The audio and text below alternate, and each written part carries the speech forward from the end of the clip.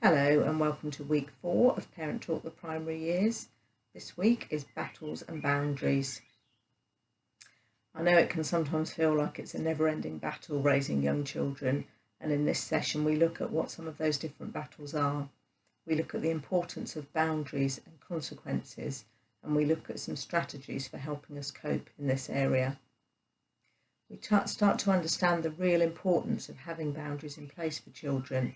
It's this that gives them a sense of security and helps them to understand their place in the world.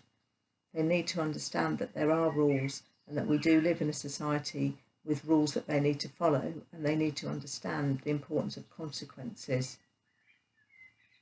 It's a natural part of growing up for children that they'll want to push those boundaries.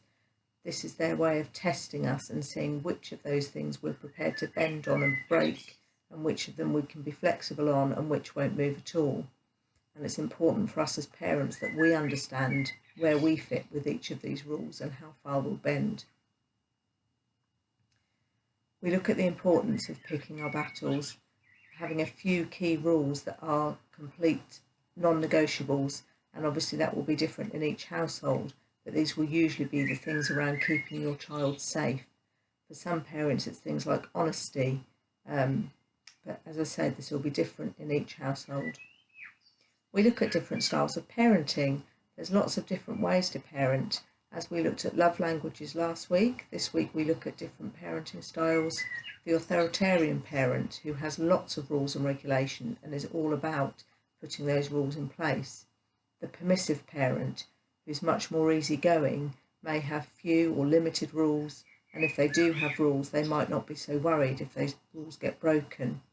And perhaps the best one, the middle ground, the assertive parent, the one who has a few key rules that they stick to. We also think about other areas. Do we ever apologise to our children? Do we understand that we get things wrong sometimes? We too have boundaries and rules in our life, and our children need to understand how we react to these. It's really tough when we're having a bad day, when we're tired, when we're feeling ill, to really stick with that consistency all the time, and sometimes we get things wrong. I'm sure we've all put consequences in place that we've instantly regretted. If you do that again, we won't go on holiday. If you do that again, I'll cancel your birthday. Things that we snap out in the moment but don't mean. We consider how maybe it's okay that when this happens, we can take some time to think about what we've done and perhaps return back to our children later and talk to them, apologise and explain that we made a mistake. Most of the time, if we make a consequence, we really must stick with it. But sometimes it's okay to be human and make a mistake, and children learn that this is something that it's okay for them too. The top tips that we come out with at the end of this session are the importance of being united. If we're parenting together, it's really important that the children get the same message from both of us. We all know how often children try to play parents off against each other, and we need to stick together to ensure that doesn't happen. If we're parenting apart, obviously this can be really tough, but where possible, we try and encourage those conversations between parents so that the rules are consistent across households. The other top tip is to say what you mean and mean what you say.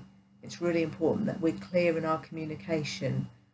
The rules and regulations that we do pick need to be clearly thought through, and everybody needs to understand exactly what they are.